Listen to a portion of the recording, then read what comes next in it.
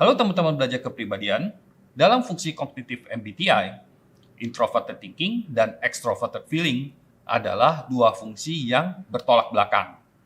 Introverted thinking atau TI adalah fungsi yang dominan di tipe XXTP, INTP, ISTP, ENTP, dan juga ESTP.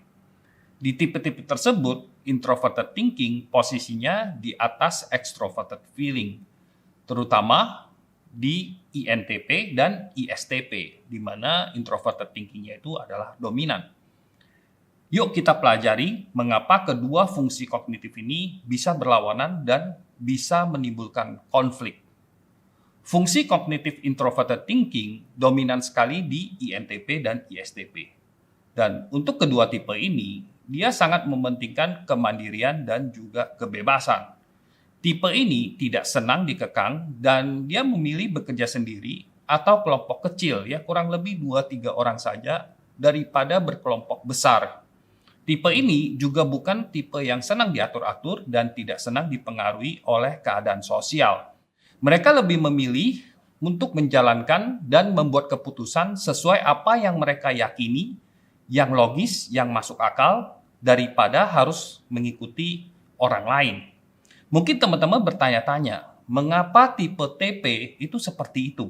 Alasannya adalah di TP-nya atau introverted thinking-nya yang selalu perlu kebebasan dan kemandirian untuk berfungsi secara optimal.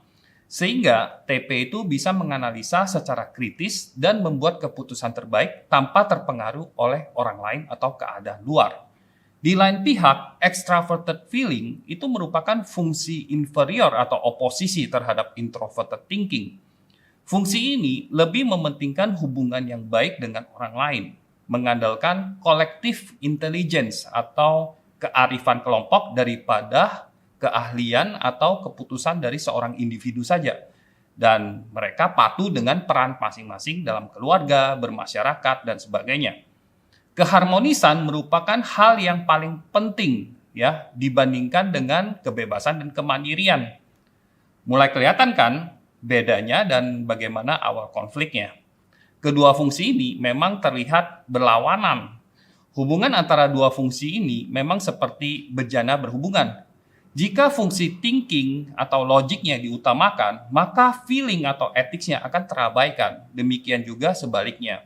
Contohnya, jika seorang TP mau menikah tamasya untuk alasan logis, misalnya untuk menghemat biaya dan juga untuk lebih intim atau lebih menikmati dengan pasangan, tapi keluarga besar itu tidak mendukung misalnya, maunya mengadakan pesta besar, nah itu mulai ada konfliknya nih. Di sana, masalah introverted thinking dan extroverted feeling akan menyeruak. Contoh lain adalah saat kita tahu masalah dan solusi terhadap satu hal, tapi kalau kita menyampaikannya kepada publik atau kepada orang-orang terdekat kita, itu bisa menjadi geger atau gaduh. Dan mungkin banyak yang tidak senang dan juga bisa mengkritisi kita. Nah, sebagai orang yang menggunakan introverted thinking, biasanya akan tetap gas, tetap akan mengatakan kebenaran tersebut, meskipun banyak orang yang akan tidak senang atau bahkan terluka akibatnya. Sebaliknya, kalau kita mendahulukan extroverted feeling, mungkin kita akan diam-diam dan ikut-ikut saja demi keharmonisan, meskipun kita tahu apa yang diputuskan oleh orang lain itu salah dan bisa berakhir ke arah yang kurang baik.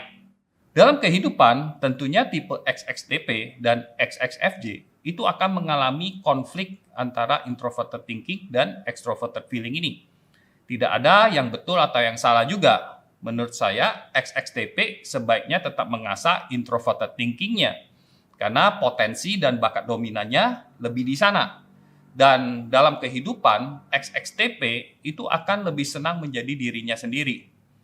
Meskipun demikian, di kasus-kasus tertentu, tentu saja bisa mengutamakan extroverted feeling jika ada kesempatan untuk mencari solusi yang menyenangkan untuk semua pihak atau win-win solution.